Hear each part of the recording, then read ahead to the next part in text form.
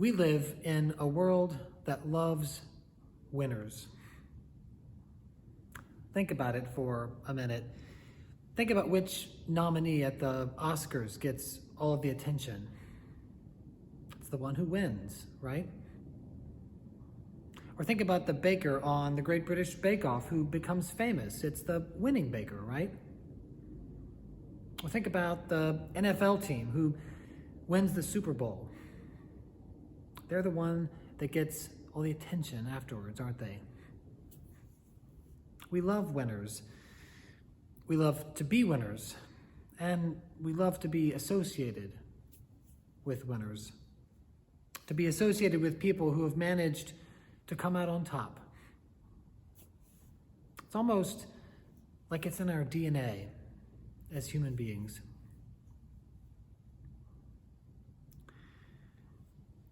In a very dramatic way, our Palm Sunday Gospel reading that we heard at the very beginning of our liturgy this morning reminds us of this about ourselves. It's that story of Jesus' triumphal entry into Jerusalem. As we saw, when the people in the story first see Jesus riding into the city on a donkey, they greet him like he's a king. Indeed, some of them may have assumed that he was a king, the king they had been waiting for, the Messiah who would come and victoriously overthrow the oppressive Romans and sit on the throne of David. And so, assuming this is who Jesus might be, they treat him like a champion. They throw their cloaks on the pathway before him and wave palm branches around and shout, "Hosanna, Hosanna, blessed is the one who comes in the name of the Lord." They roll out the red carpet because that's how you treat a winner, isn't it?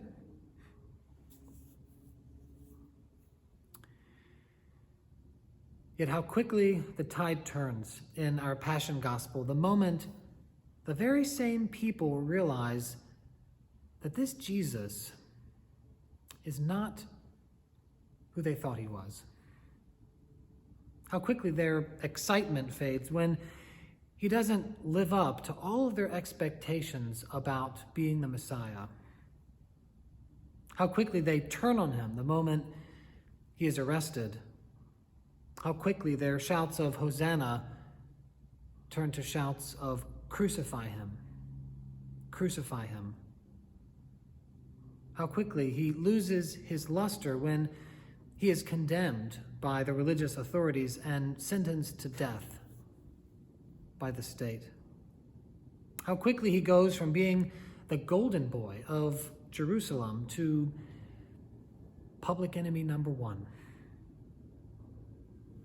How quickly.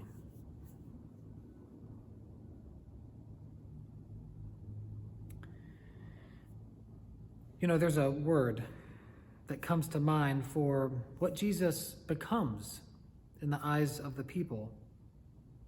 It's a word I remember well from middle school, a cruel word. In fact, in 7th or 8th grade, it was just about the worst thing that you could be called. Loser. Loser. No one wanted to be a loser. No one even wanted to be seen with a loser. And yet, that's exactly what Jesus becomes. A loser. A total loser. His ministry, which had been a ministry to other losers and rejects and misfits, it all seems to have been a failure now. Most of his followers, even his best friends, abandon him and deny even having known him. And instead of being treated like a king, he is now tried in the court of public opinion, convicted as a criminal, and sentenced to death on a cross. That is not a place where winners end up.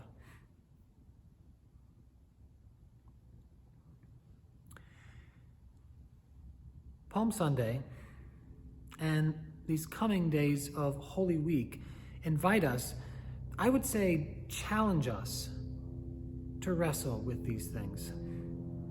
To wrestle with what it means for us as Christians to place our faith in someone who was a loser. To wrestle with what it means for us to worship a God who in Jesus chose to become a loser.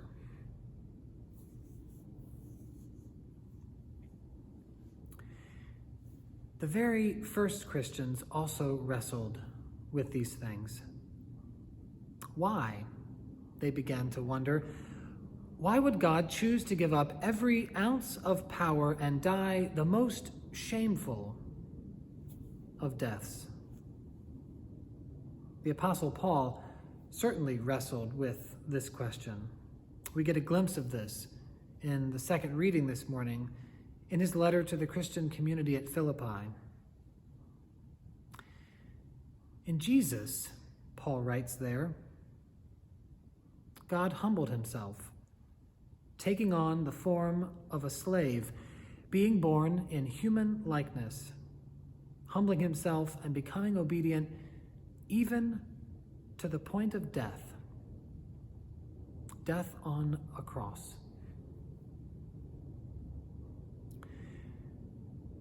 For Paul, this was at the very heart of who Jesus was. And he wanted to make sure that those who professed to follow Jesus knew this about him too, up front. That in Jesus, God chose to become a servant, a slave. That in Jesus, God chose to die a shameful, unjust death. That in Jesus, God chose to become a loser.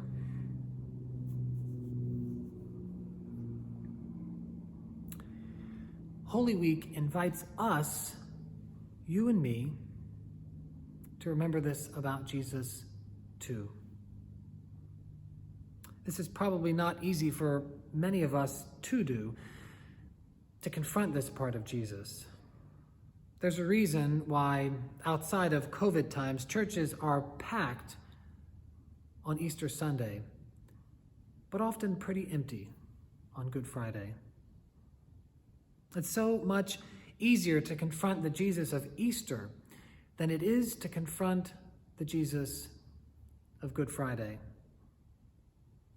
So much easier to confront the Jesus who is triumphant, the Jesus who we know is a winner, than the Jesus who goes to the cross and loses out.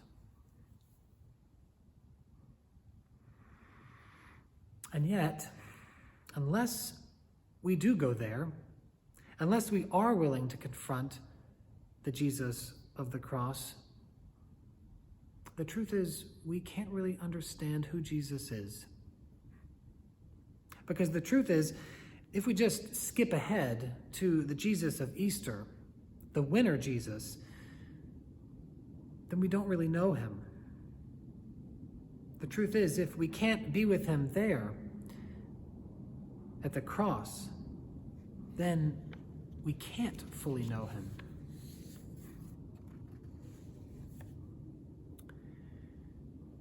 We will all get to Easter soon enough, and to the Jesus who is triumphant, and to the good news of the resurrection.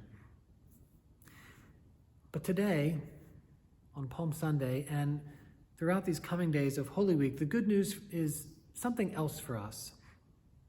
Not that Jesus is triumphant, not that he is a winner, but that he isn't. Today, Palm Sunday, and throughout these coming days of Holy Week, the good news for us is actually that Jesus is a loser, and that in him, God, the creative power, we believe, but behind the whole universe, chose to become a loser too. Chose to stand with all who are losers everywhere with everyone who has ever lost out, with all who have been turned on or betrayed or rejected or unjustly condemned or crucified on one of the many crosses that still exist in our world today. Not just 2,000 years ago in ancient Palestine, but today, tomorrow, and always.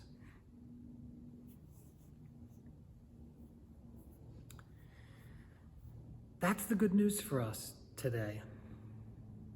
That's the good news we're going to be invited to contemplate in this coming week, that we're going to be invited to take deep into our hearts. That like the empty tomb on Easter, with its stone rolled back, we too can be truly open to the new life of the resurrection.